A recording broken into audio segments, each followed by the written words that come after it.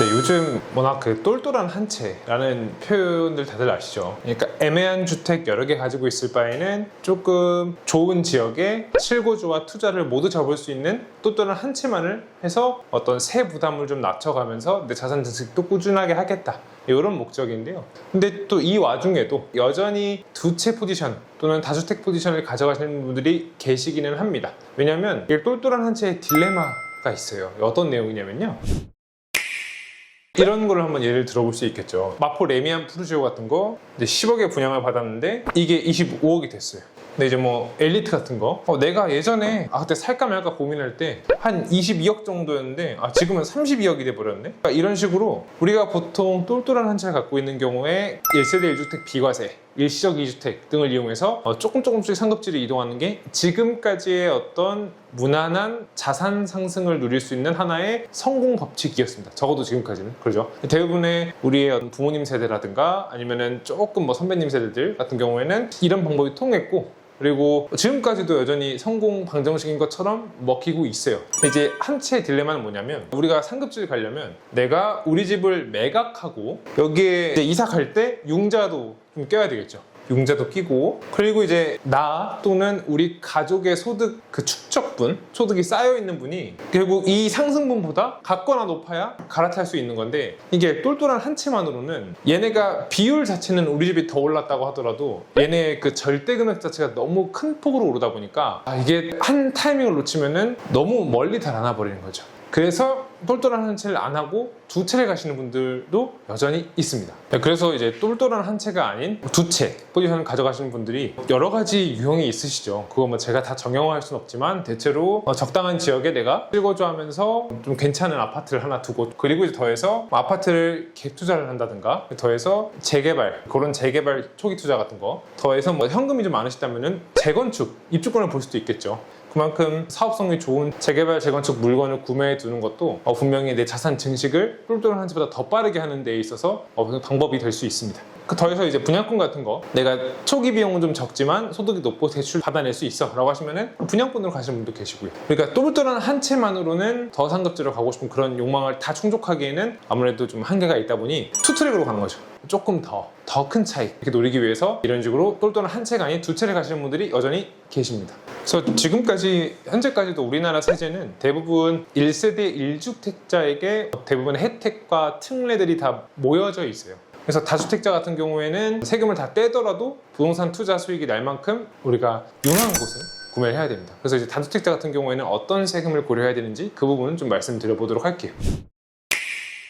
네, 일단은 당연히 우리가 자산, 특히 부동산을 취득할 때는 일종의 입장권이라고 표현하시는 분들도 계시는데요. 취득세를 내야 합니다.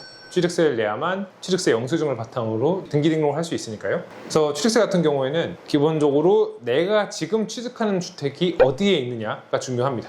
예컨대 내가 지금 취득하는 주택이 조정대상 지역에 있고 이게 나의 두 번째 주택이다. 8% 세율 적용받고요. 그리고 내가 지금 취득하는 주택이 비조정대상 지역이고 두 번째 주택이다라고 하면은 이 8%가 아닌 1에서 3%인 기본 세율 적용받습니다. 그래서 가장 중요한 게 내가 지금 취득하는 주택이 어디에 있느냐, 규제 지역이냐 아니냐, 그리고 몇 번째 주택이냐, 이렇게 말씀드릴 수 있겠습니다. 보통 이제 우리가 투트랙으로 가려는 주택들 같은 경우에는 요새는 공시가 1억 이하, 지방 같은 경우에는 2억 이하를 하시는 분들은 잘 없으세요. 그래서 제가 그건 아예 배제하고 말씀을 드리도록 하겠습니다. 네, 그래서 이게 취득세가 그 아파트 가격들 자체가 상승하다 보니까 대단한 부담이 될 수 있습니다. 특히 3%가 8% 되는 경우, 이런 경우에는 아주 큰 부담이 될 수 있으니까요. 초기 비용 조달에 유의하셔야 하고, 웬만하면은 좀 덜 똘똘한 친구들은 정리를 하거나 내 포트폴리오에서 조금 재수정이 좀 필요한 경우가 있습니다. 그런 건 좀 유의하셔야 하고, 그리고 이제 모든 케이스를 다 일원화시켜서 말씀드리긴 좀 어렵지만 대체로 법인으로 주택을 취득하는 경우가 거의 드물거나 또 전문가분들이 추천을 잘 안 한 이유가, 법인으로 집을 사면은 바로 12%로 들어갑니다. 그래서 뭐 아주 특수한 경우에는 법인이 유리한 경우도 있겠지만 법인으로 주택 취득의 경우에는 사실 추천드리는 경우가 거의 없을 거예요. 그래서 이 점은 좀 유의하셨으면 좋겠습니다. 그리고 이제 보유세가 될 수 있겠죠. 아마 재산세 고지서들 받아보신 분들 꽤 계실 거예요. 근데 내가 새로운 주택을 취득했더니 재산세가 좀 늘어난 것 같아요 라고 하시는 분들, 전화하시는 분들 꽤 많으시더라고요. 그 이유 좀 알려드리도록 하겠습니다. 이 재산세 같은 경우에는 모든 주택에 대해서 그냥 뭐 개별적으로 알아서 지자체에서 고지서를 보내주니까 사실 뭐 이게 잘못됐나 안 됐나 뭐 이거를 체득하기가 좀 어려워요. 그냥 어련히 맞겠지 하고 되시는 분들 대부분인데, 재산세를 매기려면은 이 재산세를 부과하기 위한 기준 가격이 있어야 되고 거기에 세율을 곱해서 세금을 매기겠죠. 이 보통 재산세에서 기준 가격이라 하면 공시 가격이에요. 뭐 아파트 같은 경우에는 공동주택 가격, 단독주택 같은 경우에는 개별주택 가격, 이런 것들이 됩니다. 그래서 가격이 뭐 정해져 있고요. 그런 게 있습니다. 일종의 우리가 나라에서의 어떤 정책적인 배려라고 해야 될까요? 가격이 있는데 여기에 다 바로 세율을 곱하는 게 아니고 한 60%만 매길게 라고 해서 우리가 이거를 공정시장가액 비율이라고 합니다. 그래서 이게 주택의 경우에는 원칙이 60%예요. 그런데 1세대 1주택자 같은 경우에는 조금 더 정책적인 배려를 해주기 위해서 이거를 그 주택 가액에 따라 43에서 45% 조금 더 이 비율을 낮춰주죠. 그러니까 우리가 일반적으로 주택을 갖고 있으면 당신 주택의 공시가의 60%만큼은 우리가 거기에 세금은 매겨야 되겠어 라는 개념인데, 1세대 1주택자의 경우에는 당신 주택 가격의 60% 아니고 한 45% 정도만 매길게, 이런 개념입니다. 그래서 내가 원래는 1세대 1주택자여서 작년까지는 이 45%만 적용받았는데 하나 더 샀더니 뭔가 재산세가 약간 오른 것 같네 라고 하시면은, 물론 이제 공동주택 가격이라든가 공시가 자체가 오른 요인도 있겠습니다만은 이 비율이 아마 60%가 되셨을 거예요. 그래서 재산세가 좀 올랐다라고 느끼시는 게 아마 이 효과가 큽니다. 그리고 이제 또 다른 세금으로 이제 종합부동산세가 있죠. 우리가 뭐 종부세라고 하면은 굉장히 뭐 두렵고 이렇게 생각하시는 분들이 많으신데, 사실 두려운 세금이 맞습니다. 근데 이제 일반적으로 보편화된 세금은 조금 아니라는 생각은 드는 게, 종부세 같은 경우에는 주택에 한해서 1세대 1주택자 같은 경우에는 12억까지 공제를 해주고요. 1세대 1주택자가 아니라고 하더라도 기본적으로 9억 원은 공제해줍니다. 그래서 내 주택 가격이 9억이 안 넘거나 12억이 안 넘으면 아예 종부세가 부과되지 않아요. 이 9억 12억 사실 서울 아파트 집값 생각하면은 별거 아닌 것 같은데 다 되는 거 아니야 라고 생각할 수 있는데, 이게 공시가격 기준입니다. 사실 이것도 일률적으로 말씀드리기는 어렵지만은 아파트의 경우에는 호가의 한 70% 정도 수준이 공시가격이거든요, 대체로. 그러면은 이제 뭐 12억을 오히려 70%로 나누면은 한 18억 되려나요? 이제 18억이면은 옥수, 왕십리, 행당부터 이제 종부세 어떤 범위 안에 들어갈 수 있겠네요. 그래서 여기 넘어가면은 이제 종부세 과세상이 된다라고 말씀드릴 수 있겠는데, 이 종부세가 굉장히 특이한 게요. 종부세는 기본적으로 처음에 세대 단위로 부과를 하려고 했었는데, 이게 이제 위헌 판결을 받고 인별 과세로 바뀌었습니다. 무슨 말이냐면은, 원래는 이 종부세를 그 집, 그 세대가 갖고 있는 모든 주택에 대해서 다 더한 다음에 부과하려고 했었는데요. 이게 위헌 판결을 받아가지고 없던 일이 됐습니다. 그래서 이제 이걸 개인별로 당신이 갖고 있는 게 얼마야, 우리가 세대 안에서는 2주택자지만 각 개인별로 갖고 있는 주택에 따라서 각자 세금을 부과하는데요. 그래서 뭐 남편과 아내 이런 식으로. 근데 문제는 여기서 이제 제가 아까 공제가 12억과 9억 있다고 말씀드렸잖아요. 굉장히 독특한 게, 인별 과세임에도 불구하고 이 주택수, 공제액을 선택할 때는 세대의 주택수 봅니다. 그래서 내가 개인으로는 하나의 주택을 갖고 있지만 우리 울타리 안에서는 2개 이상이다 라고 하면은 여기서 12억 공제 못 받고 9억을 받는 거예요. 굉장히 독특한 세금인데, 그래서 이제 이걸 조금 응용하면, 우리가 2주택자인데 두 채 다 부부 공동명의라고 한번 가정해 보겠습니다. 그래서 A와 B가 부부면 각자가 9억 원 공제를 받을 수 있는 거죠. 그러면 이거는 다시 말해서 부부가 공동명의로 2주택을 취득한다면 공시가 18억까지는 세금이 없다라는 얘기가 될 수 있겠죠, 종부세는. 제가 아까 이 공시가는 대체로 호가 수준의 한 70% 정도 형성이 된다고 말씀드렸잖아요. 물론 이제 80%인데도 있을 거고 급격하게 오른 곳은 60%인데도 있을 겁니다. 제가 이거 심심해서 한번 평균 내보니까 70% 수준에서 수렴하더라고요. 그래서 70%라고 치면은 한 25억 정도 되지 않을까요? 예컨대 둘 채 다 공동명의로 20억짜리 아파트 하나, 5억짜리 재개발 빌라를 취득했다라고 한다면은 종부세 안 나오는 경우가 있는 겁니다. 그래서 이런 식으로 다주택자 같은 경우에는 재산세와 종부세 이거 조금 고려를 좀 하셔야 되고, 어떻게 명의를 가져가냐, 또 어떻게 전략을 취하느냐에 따라서 세부담이 달라질 수 있으니까요. 이런 거는 꼭 전문가 상담 한번 받아보시면 좋을 것 같습니다.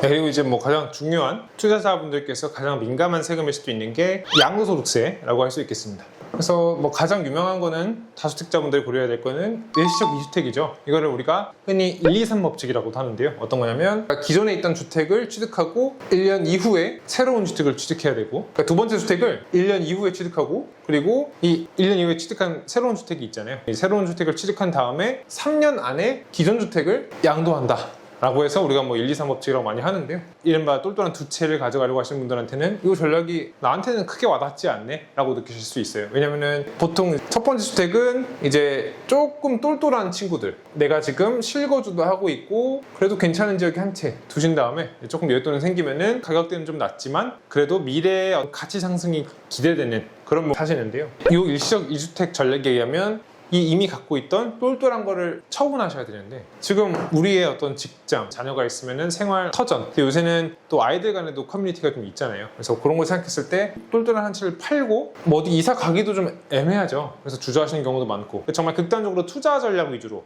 나는 증식만을 조금 더 포커싱해서 하시는 분들은 사실 파는 경우도 있으십니다. 팔고 전세나 반전세 들어간 분도 계시죠. 왜냐면은 꼭 내가 사는 곳이, 내가 리빙하는 곳이 내 집이어야 될 필요는 없으니까. 뭐 극단적으로 이렇게 하시는 분도 계시는데, 또 이제 자산 증식만을 모든 삶의 목적으로 삼을 수는 없는 것이, 자녀가 생기면은 부모님의 마음으로는 그래도 우리 몸 누일 곳 한 곳 정도는 우리 명의로 된 집이 하나 있어야 되지 않겠냐라고 생각하시는 분들이 좀 계시기 때문에 요거를 파시는 경우는 사실 많지는 않은 것 같아요. 그래서 이런 전략은 있지만 현실적으로 이걸 오히려 안 쓰시는 분들도 계신다, 이런 말씀을 드릴 수 있을 것 같고, 이제 다들 공포에 떨었던 조정대상 지역 내 다주택자가 주택을 양도하는 경우에는 중과를 적용받습니다. 그래서 이 중과 세율이 2주택자인 경우에는 플러스 20%였죠. 그리고 3주택자인 경우에는 이게 플러스 30%였습니다. 그래서 소득세 최고 세율 구간이 45%이기 때문에 사실 이 최고 세율 적용받는 게 흔하진 않지만, 적용받는다고 가정했을 때 여기에 20%의 지방세까지 하면은 2%가 더 붙고요. 이거는 45%에 30%에 3%가 더 붙죠. 그래서 이 45%에도 4.5%가 지방세가 더 붙겠죠. 그래서 최고 세율이 82.5%다. 이게 말이 되느냐? 내가 살았던 내 주택의 양도 차익의 82.5%를 세금으로 가져간다. 그래서 거주 이전의 자유도 불가능하게 한다라고 해서 되게 말이 많았었죠. 근데 아무튼 이거 말씀을 드린 이유가, 이 다주택자 중과세율의 어떤 유예 기간이 26년 5월 9일까지입니다. 새로운 이재명 대통령님이 집권을 하셨고, 사실 이거에 대한 어떤 구체적인 언급을 하신 적은 아직은 뚜렷하게 뭐 나타나는 건 없는 것 같아요. 다만 이게 이 세율과 관련된 부분이 소득세 법에서 규정하고 있고, 이거를 조금 우리가 밀어주자 소득세법 시행령에서 규정하고 있습니다. 그러니까 법은 아직도 이렇게 적용이 되고 있는 거예요. 다만 이거를 우리가 여태까지 밀어주자를 대통령령으로 규정을 하고 있는데요. 그래서 사실 아무 행위를 하지 않으면 자동으로 이때가 끝나면 다시 이게 살아나는 겁니다. 그래서 다주택자이신 분들 또는 다주택자 포지션을 하시려고 하시는 분들, 그런 분들은 이 어떤 정책 조세 뉴스를 조금 귀를 열고 열심히 좀 보실 필요가 있겠습니다. 왜냐면은 거의 중과가 들어오면 어쨌든 나중에 처분할 때 대부분의 차익을 정부와 나눠서 먹어야 되는 이런 결과를 초래할 수 있으니까, 그러면 나의 어떤 자산 전략 자체를 다시 계획해 봐야 되는 그런 상황에 직면할 수 있습니다.